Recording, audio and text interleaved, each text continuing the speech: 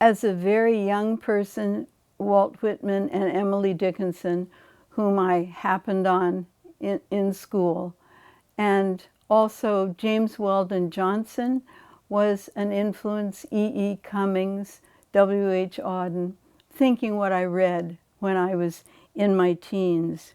And Allen Ginsberg was writing right across the bay, and sometimes right in Berkeley.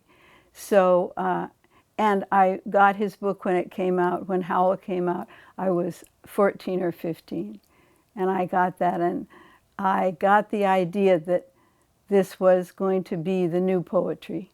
I think there is a theme of privilege, since it was when I was quarantining alone in the woods.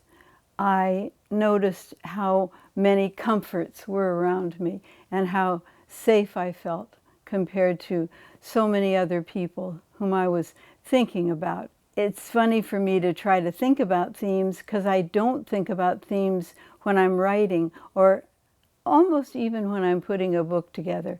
I sit on the floor, I put the poems all around me in a semicircle, and I ask them to tell me what the shape of the book should be.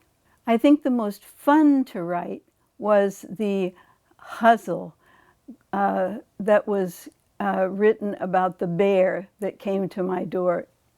Humongous bear came to my door. And to end every line with bear or something like bear was a challenge, but it was so fun. I don't know emotionally what were the more difficult ones. I don't think in terms of difficult if the poem seems to me to work in some way. Then I think in terms of lucky. I write with a ballpoint pen in what I call grocery store notebooks, wide-ruled, those lined notebooks. It is reassuring to me to be writing in materials that I bought at the grocery store when I was doing the weekly shopping. I think that that goes along with my sense of being a writer as being a worker. And I wasn't really thinking much of the environment way back then when I started writing in notebooks, but that has become one of the reasons for me to use the grocery store notebooks. I'm realizing as I speak that that's still paper, that's still trees. What am I thinking? So I'm going to have to rethink this after we have talked. All my other books, or almost all of them, just before I give them in final form over to my editor, I have gone through and counted the number of repetitions of the words that repeat, because I tend to be a bit obsessive, and all of us have subjects that we write about a lot. But I wanted to be sure that I wasn't using too many repetitions, and many of them might be cliches also, the way I write.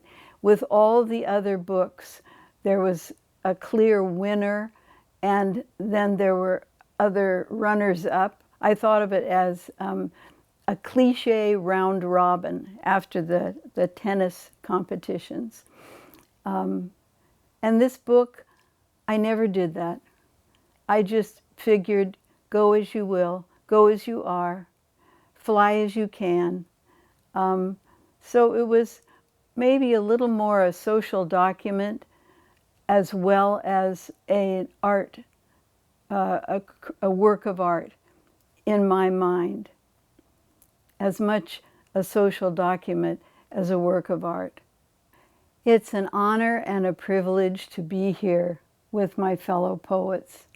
And I want to take this chance to praise and thank the Poetry Society for bringing poetry to so many people, poetry which is so needed. If every kid in the world could, when they first go to school, write poems and dance and do music and write stories, we would be living in a very different and a much better world.